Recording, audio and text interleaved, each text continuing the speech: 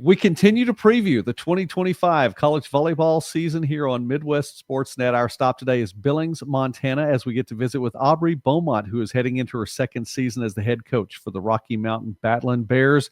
Coach, thank you first for taking time with us today. I appreciate you being willing to visit about 2025. We start with 2024, though. Your first season there, year one in the books, 13-19 overall. 3-12 in the Frontier. I know the Frontier is going to look a little bit different this year, so we'll talk about that a little bit later on. 12-10 in your first two-thirds of the season, 1-9 as the season completed. Tell us a little bit about 2024. 2024 was a battle, the conference was competitive every day, every game, and playing somebody 3 times can be very, very exhausting for not just the coaching staff, but the girls as well. They've seen these teams, they know the things that are going to be happening, but the drive to continue to push and compete is difficult when you play somebody that often.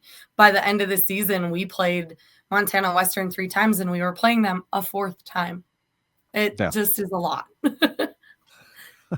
I completely understand that. And, without pushing that back too far, the Frontier Conference is expanding in 25, 26, and we're past July 1 now. So, I mean, it's a new conference now, and things will look different. So I'm happy for you all to get to do that. I mean, playing teams over and again, and it was just the makeup of the conference then, but it's going to be a little bit different heading into this season. So as you look ahead just a little bit, I'd like your take though on your journey. Year one in the books as the Rocky Mountain head coach, but that was after a season as the head coach at Lindsey Wilson, after a couple seasons working with Coach Cahill at McPherson. You've seen 3 conferences in 3 years. Are there differences in the conferences? And tell us about that. There's definitely differences in the conferences. There are some conferences that have a very top group of very competitive programs, and then it kind of drops off. I would say that for both of those conferences in the KCAC and in the Mid-South. You get a few really good teams that are competitive, and then the rest kind of drop off. And I think that comes with the area and location of which those colleges are. There are a ton of other surrounding colleges in those areas. So they're all competing for similar kids, similar athletes. And so it's a battle of the recruiting there. And so it becomes very different in each of those different conferences. And here, in the Frontier Conference, it is very competitive all around. We don't have as many schools close together. And so we're able to take a bunch of the top level kids of Montana and some of the surrounding areas and get them and compete at a high level. And so I think that's what's made the Frontier Conference very competitive throughout the entire top to bottom. So, yeah. And it's definitely going to continue being competitive with the teams that are coming in. And I know, but again, you're going to get to see some new faces. Add to your files too, because it's going to be a lot of new this year. I hope that's fun for you too, and getting to scout those new programs and getting to get the book on each of these new teams too. Yeah. I know that my girls and I have talked about it throughout the summer. We are very excited about it. We're excited about the travel. It's going to be a different arrangement. We'll be traveling Fridays, Saturdays instead of Thursdays, come back, Saturdays, come back. It just got to be a lot. And so looking forward, it should be beneficial for us travel-wise, study-wise. And so competing-wise, I think they're just excited to see some new as well. I know quite a few of the coaches already that are coming in. And so I am very excited to see them across the net and get to compete against them. We have some amazing coaches out there, and some that I've even known before they started coaching and before I was coaching when I was an athlete. So it's really fun to see.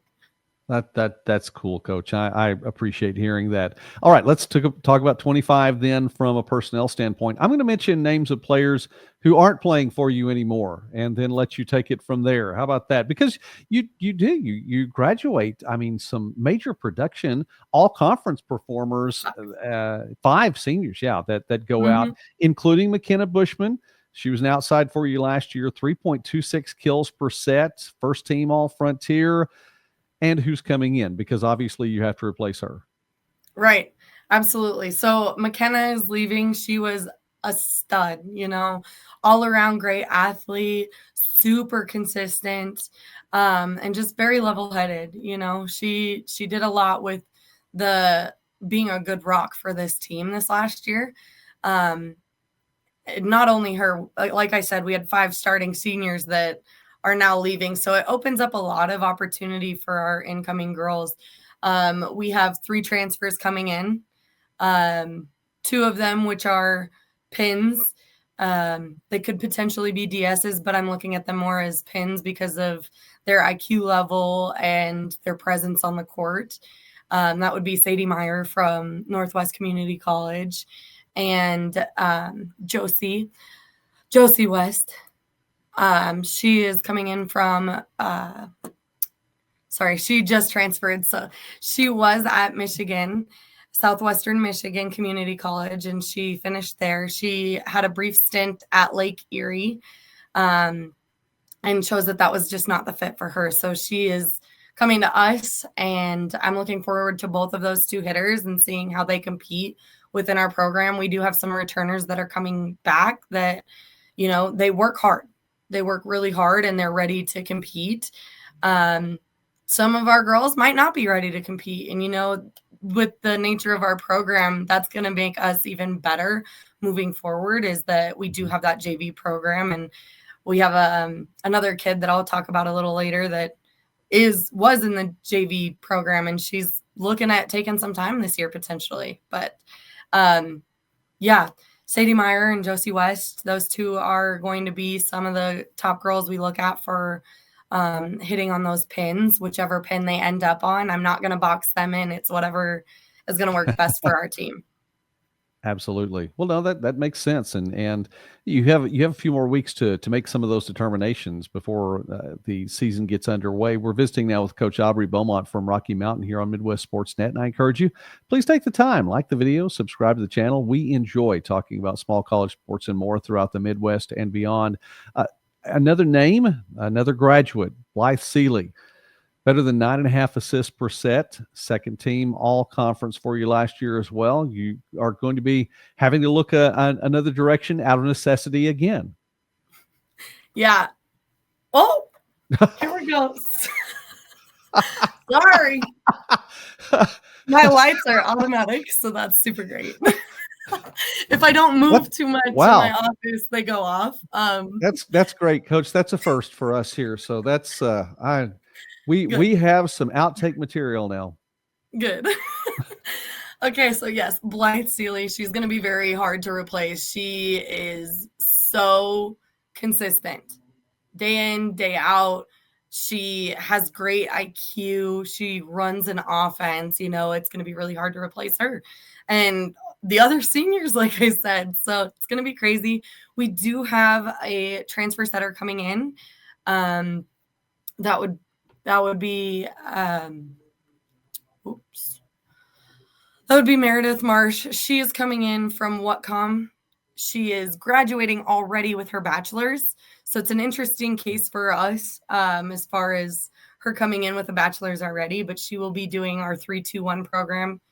3-2 program, excuse me. She'll be studying an undergrad while also doing a master's program with us.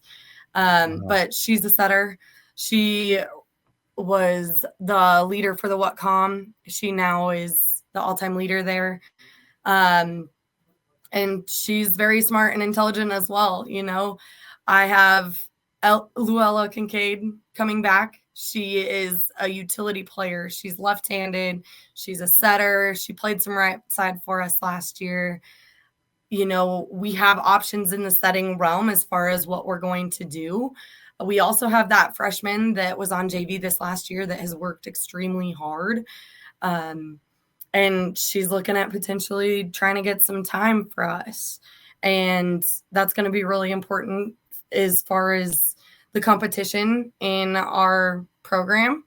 And I'm looking forward to that because I don't know whether we're going to be running a 5-1 or a 6-2. And I think what makes sense is a 6-2. But if one of my setters proves to take it, I'm going to let them take it. And so we have some competition in that setting realm.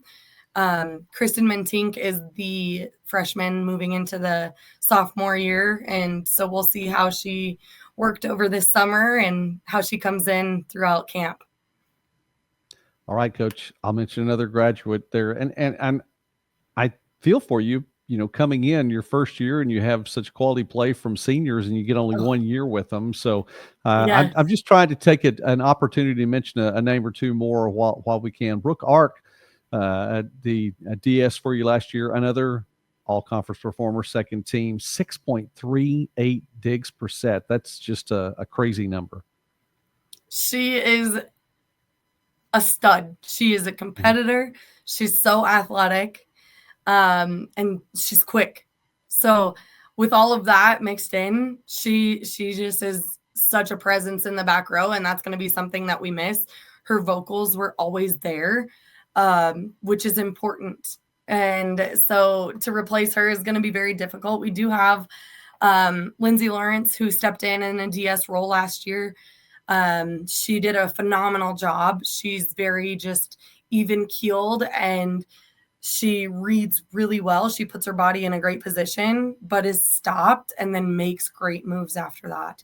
So, I'm looking in her way. She's also a great hitter, she works hard on the pin as well. We lost 2 other pins, Bella Bryan and Lydia Fontaine.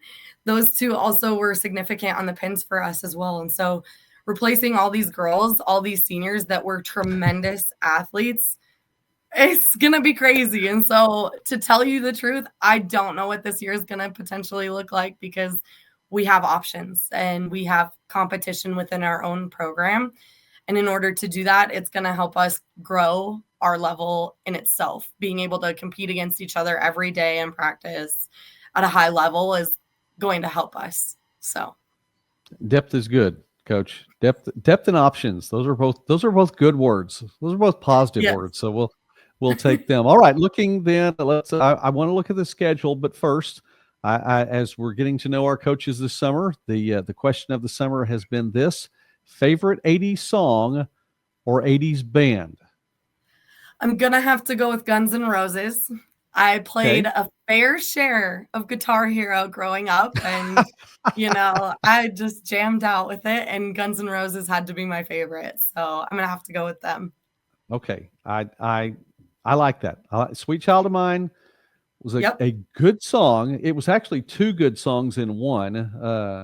It's weird that was 2 songs, but that's another debate for another time. If you're familiar with the song, then you know that. But I love how you got there. So Guitar Hero, were you good? Oh yeah, expert level only. Okay, all right. Well, God gave you talent with on the volleyball court as well and on the bench too, and you're doing a great job. So let's look ahead. 2025, you have that 22 match schedule built in, Frontier Conference schedule, and as you mentioned, Fridays and Saturdays this year, which is going to be a little bit different. And as you were talking about, a better opportunity even for studying, because these are student athletes that are competing, and that's something sometimes gets lost in all of the travel. And they have to complete their work as well. You get things going. Pre-conference takes you to the Siouxland Invitational, including a matchup with a coach that you're very familiar with, McPherson. You get to go up against Coach Cahill's squad, among other teams at the Siouxland. Tell us about your schedule.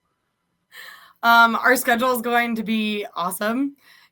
We got to travel twice last year, which was super fun, and we got to do some things outside of volleyball as well as compete.